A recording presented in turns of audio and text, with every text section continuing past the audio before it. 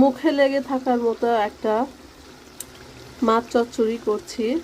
সেটা হচ্ছে ট্যাংরা মাছ চচ্চড়ি।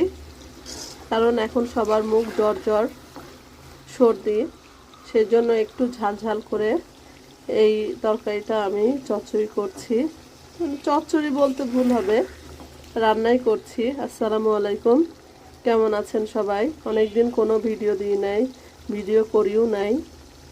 আজকে রান্না করতে আসলাম, সেই জন্য ঝাল ঝাল করে ট্যাংরা মাছ রান্না করছি। প্রথমে আলুটা টমেটো দিয়ে মশলা দিয়ে কষাই নিয়েছি। এরপরে আমি ট্যাংরা মাছগুলো দিয়ে দিব।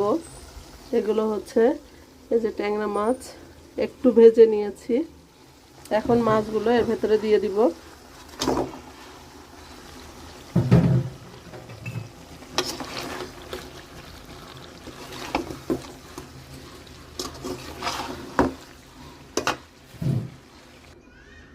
যে পানি দিয়ে দিয়েছি, এখন এটা ফুটায়ে নামাই নেব।